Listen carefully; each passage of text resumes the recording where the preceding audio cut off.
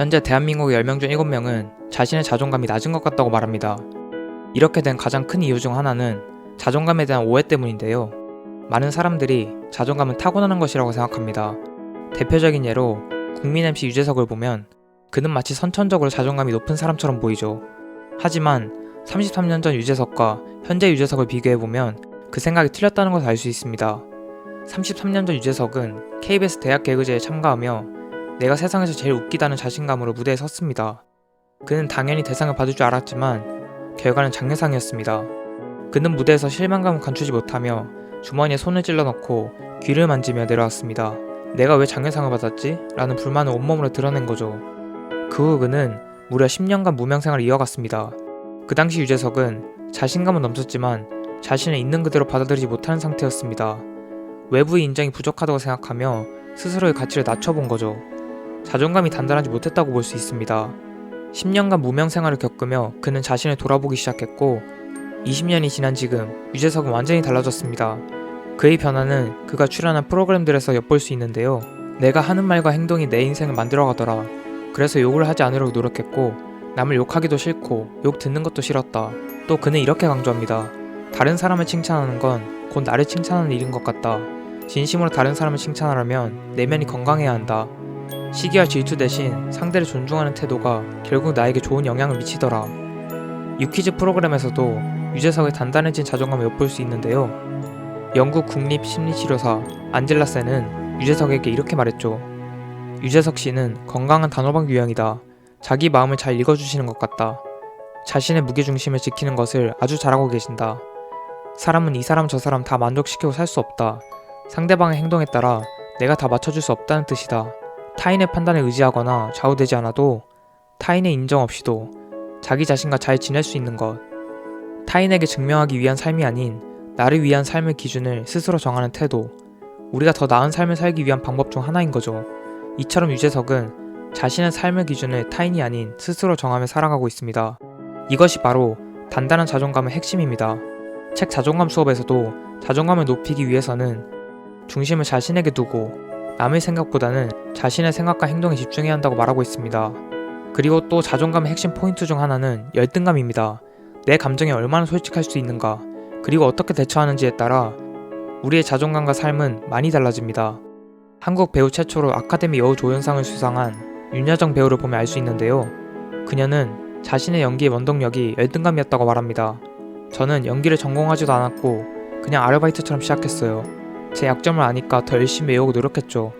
피해를 주지 말자는 마음으로요. 그녀는 자신의 약점을 직면했고 열등감을 성장을 위한 에너지로 삼았습니다. 그녀는 수상 소감에서도 이렇게 말했습니다.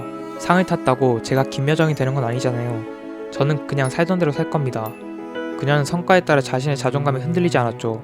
그녀는 나는 나로 충분하다는 태도로 자신의 가치를 지켜왔습니다.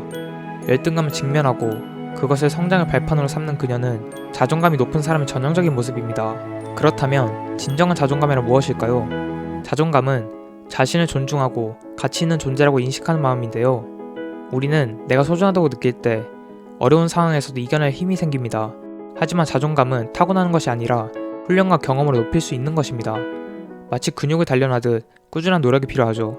중요한 건 자존감은 단순히 긍정적인 감정이 아니라는 점입니다. 무조건 긍정적으로 생각하는 것은 오히려 문제를 직면하지 못하게 하고 자존감을 더 낮추는 결과를 초래할 수 있습니다. 진정한 자존감은 외부의 평가가 아니라 내면의 생각과 태도에서 비롯됩니다. 이런 자존감을 높이는 방법과 회복하는 방법이 있습니다.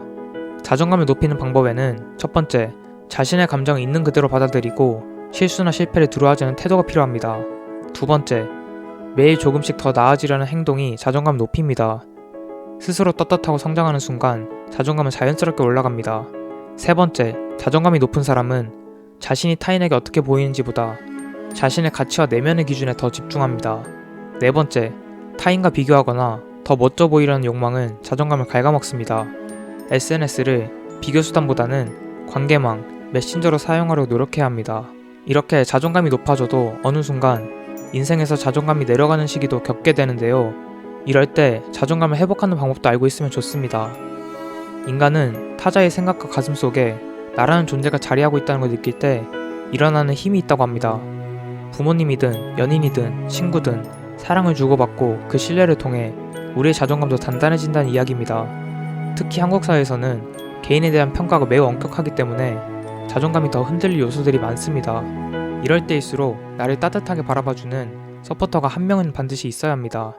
그리고 봉사를 해보는 것도 좋은 방법 중 하나라고 하는데요. 인간의 본성이 나에 대한 소중함을 아는 능력인데 그와 반대되고 대치되는 것이 나는 쓸모없다는 생각입니다.